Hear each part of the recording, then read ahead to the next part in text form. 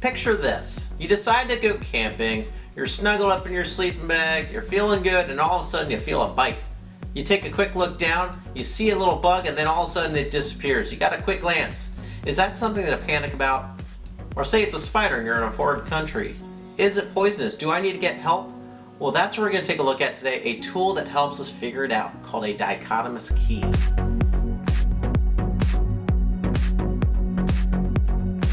Okay, you might not find yourself in a foreign country being bit by a foreign snake or an insect, or it might not be camping, you're not that type of person. That doesn't mean you're not going to use a dichotomous key. So what is a dichotomous key? It's really a tool to help you identify an organism, or a matter of fact, even any object. It doesn't have to be living. It's a series of questions that can be answered with a yes or no, or it can be a pair of statements. And you see that dichotomous part, that di part means there's two parts. It's dividing all these possibilities for what that object or that organism is into two categories. And what you're going to do is you're going to keep dividing it by two. So whether it's a question like, did it have hair? It's going to basically divide the category into those with hair and those without hair. Now, a good way to look at this is this game called 20 Questions. All right, if you've ever played it, it says basically think of any object, any organism, anything, and it's going to decide what it is for you using a set of questions. It's a dichotomous key right from the start. So maybe the question is it living? If it is, you're going to hit yes. So what that does is it splits everything living off into one category, and then it's going to narrow it down until it can actually figure out what it is. Now, they gave it 20 questions. It does have a kind of a way to say that, all right, maybe I don't know. I don't know exactly if it is living or isn't living. I would hope you know that if it's an insect, it's living, okay? But you're going to narrow it down to that specific, maybe not even an animal, maybe it's a plant. That game does a really good job of narrowing down what you're thinking about. Now, I think of another childhood game that you've probably played, right? Guess Who? So there's a huge category of people and you play with an opponent, right? I have my side, you would have your side, and I have a ton of people that I'm trying to guess which one that you are, right? And I have a person on my little card and you're trying to guess who I am. Then I ask a series of questions. They have to be yes or no, like, are they a male or female? And so they're gonna guess yes or no. If it's no, they're not a female, right? Then I know it's all the males. So I'm gonna put all the females down on my side of the guess who board, and I'm gonna narrow down the field. Maybe the next question, are they wearing glasses? Or do they have blonde hair? So there's a series of questions I can ask, right? If we were looking at the statements might be, has blonde hair or does not have blonde hair. So there's two statements, and I need to choose one of those. Now, if I'm playing the game of Guess Who, I'm not going to say, is it a male, and then make an immediate jump to, all right, it's this person, right? I ask multiple questions, or I go through a multiple set of statements. So maybe question 1, right? If I say yes, it's going to lead me to maybe question 5. If I said no, that might lead me to question 2. So it's kind of this game of kind of like, you might start at 1, but you're going to end up at a different question depending on the path that it narrows it down to. Now, if this isn't making sense, let's take a look at this little illustration. So I drew some cartoons here, and for our sake, I've made 5 of them, or actually 6 of them. All right. Now, what I want to do is I want to narrow it down to one specific little cartoon. So before I get to 1, I need to narrow down this field to 6. So let's look at some of the similarities and maybe even differences. So if I look, I can divide that group into 2 groups. And I can do this multiple ways.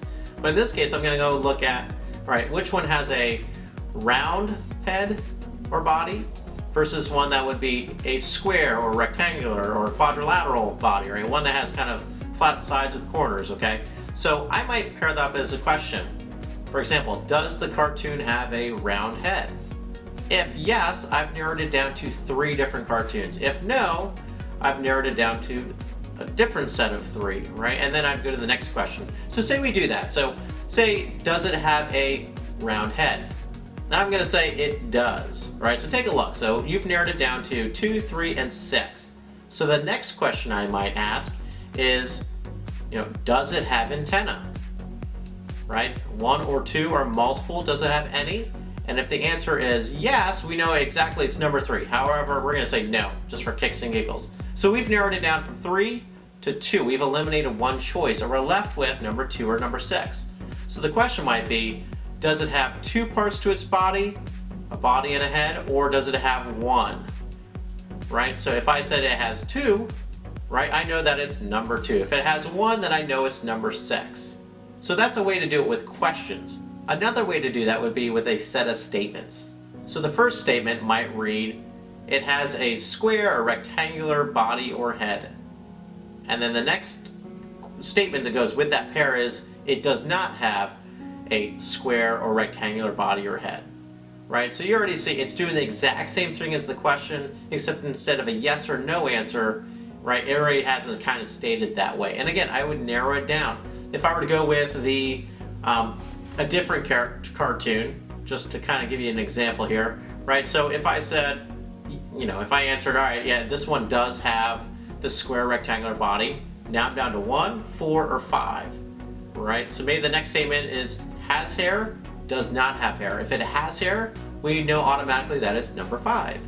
If it does not have hair, we have to go to another set of statements, right? To limit, you know, now we're down to 1 and 4. Maybe it's this cartoon has teeth, and then automatically we know that it's number 4, right? And at this point, if we're doing this in real life, if I'm doing this, and, you know, I'm looking at a spider, I'm like, all right, did it have fuzzy legs or did it not? Was it, you know, black or was it not black? And then if it wasn't black, maybe it was a different set of questions. Maybe it had stripes, maybe it didn't have stripes. I'd get down to the exact identity of that spider or that snake or that object, and it'll give me more specifics to that individual one. Now I know what to Google up, right? Do I need to seek a doctor if I was bitten by a blank, right? So this is a dichotomous key. They're neat. It's a neat way to play games. Like I said, 20 questions, guess who? Maybe it's just kind of narrowing it down. What is that insect that was outside? I've done this before. I wanted to know, hey, is this something I need to worry about? Is it really going to start eating away the wood at my deck? Is it going to cause harm to somebody or something? It's a great way to narrow it down. So hopefully you have a better understanding of what a dichotomous key is. If you have any questions, definitely message me, but hope you enjoyed today's lesson.